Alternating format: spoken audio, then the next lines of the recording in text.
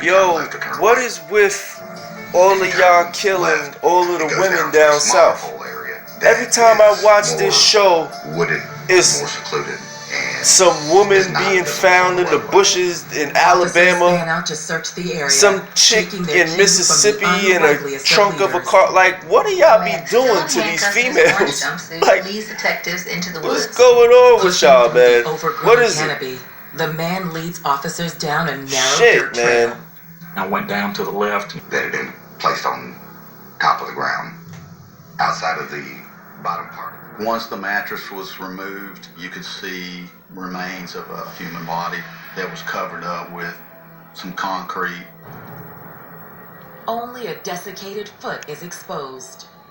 We had to do an exhumation of the area to remove the body. The top layer of the mound was like quickcrete or a crude manner of concrete. It was an inch to an inch and a half thick. Once you remove the concrete that was on top, then there was some dirt that was there as well, because the grave was very shallow. Before long, police can see the entire body, or what's left of it. The body itself was almost unrecognizable. You could see the head area, you could see the torso area, but determining whether it was male or female, extremely hard. The body was taken to the Department of Forensic Science in Montgomery, Alabama. Had to have an autopsy performed. They compared it to the DNA profile of Miss Thomas, so that it did come back positive that it was in fact YAMISHA Thomas that we found in the grave that day. Most devastating moment of my life. I wouldn't want anyone to go through that moment of hearing that. It was devastating. It was terrible. It was hard for me to take that in, and I just kind of blacked out. I didn't know. Was very adamant about the fact that he had no dealing with what had happened, and appeared to be very concerned, very hurt for the family. But if Jerry Wayne Foster isn't responsible for YAMISHA's death, how did he know about her body? The only thing I know is it was Sylvester Davis's girlfriend. Miss Foster knows everything. He knows where the body is located. He's describing what happened with the vehicles. I worked for Sylvester, and he called me up. He did not know this area well at all, but he worked here. He actually lived in Mr. Davis's detail shop. Mr. Foster stated that he was employed by Mr. Davis selling illegal narcotics at a car wash that was owned by Mr. Davis. Investigators begin to realize that though Sylvester was on probation for drug charges, he was still very much a kingpin in the drug trade. Sylvester Davis was a known drug dealer. He had a lot of fronts, businesses that he to help me move a car. Foster says he agreed, and the two men drove to Davis's residence in his Hummer. There, Foster saw YAMISHA's Chevy Avalanche. So check this. All I need you to do is hop in the driver's seat. I'm gonna jump in YAMISHA's Avalanche and just follow me. I gotta take care of the situation, that's it. All right, I got you. I appreciate it. Sylvester Davis told him, I'm going to drive the truck, you drive my Hummer and follow me to Columbus. Foster claims he followed Davis 5 miles to a hospital parking lot. There, Davis parked the truck, then got behind the wheel of his Hummer and drove another 5 miles to a wooded area in Phoenix City.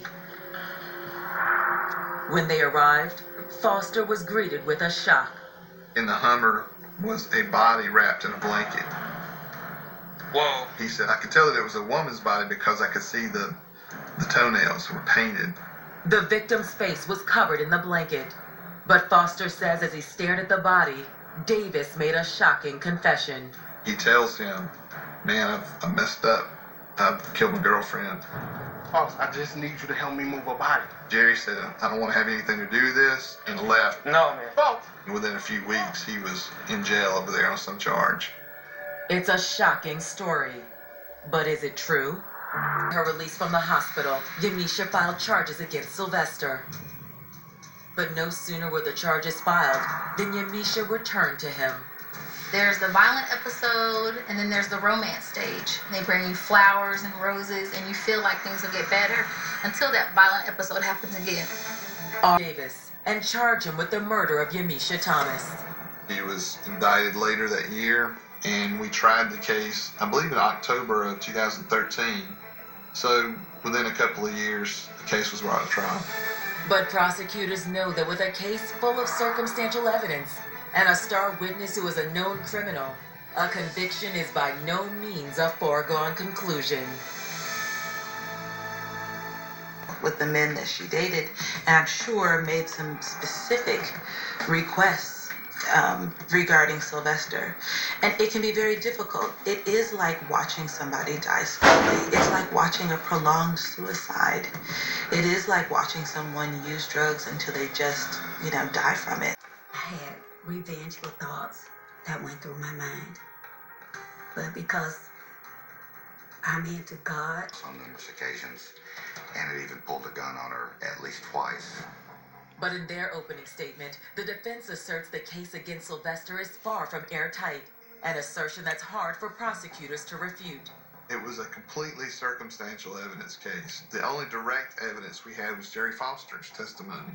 The state then calls their star witness, Jerry Wayne Foster, to the stand. I think they found him to be credible, and the story he told was very credible. I know that there's hundreds and thousands of people that if we were in a room and I was the teacher, they'd all raise their hand.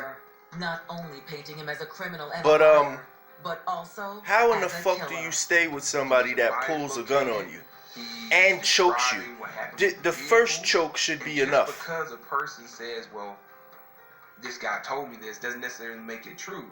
The defense also points out that if Sylvester Davis had killed YAMISHA, how do you stay with a guy that's choking the shit out of you? Evidence in either his vehicle or the apartment he shared with YAMISHA. I would say with today's technology, they said that he choked her one time and then till she passed out and drove her to some secluded field and left her there for dead. That would have been something that the police would have found.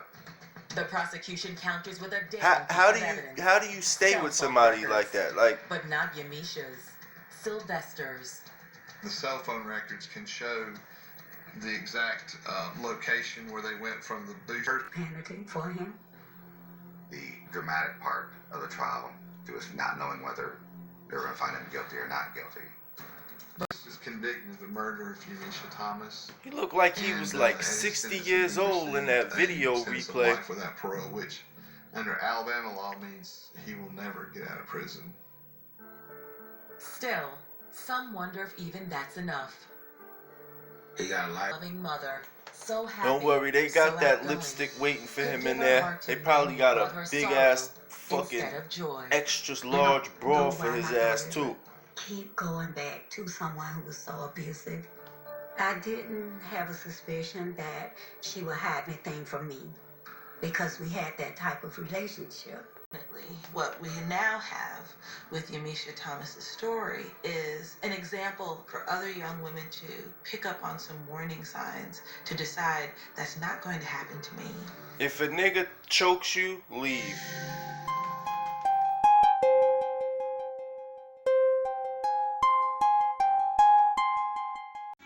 Yeah, I would just like to take this time once again because YouTube be doing some funny shit. They like to not give you exposure and block your shit, your stuff, because copyright claims and all of this bull crap and all of whatever. But to the bozo or bozos, because I'm pretty sure it's more than just the specific person that I'm talking to or talking about right now.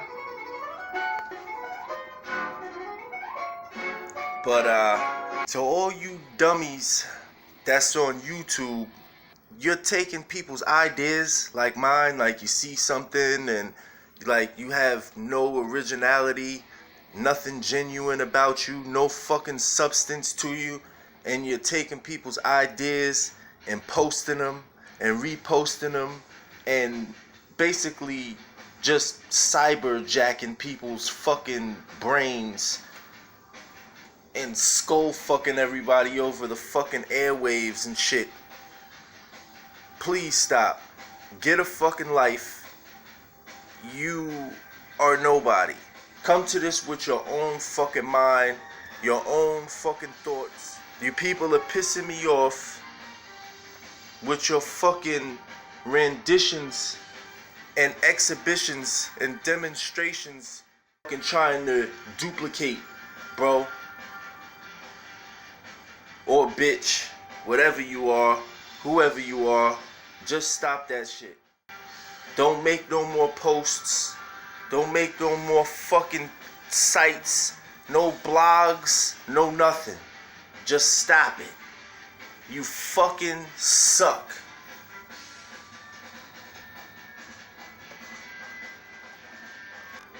You pretty much have no purpose in life. You're like a fucking leech or a parasite.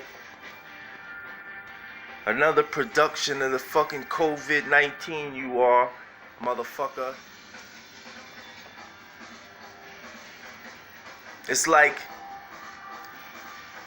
punching somebody in the face and then calling yourself Bruce Lee. Like, people are people.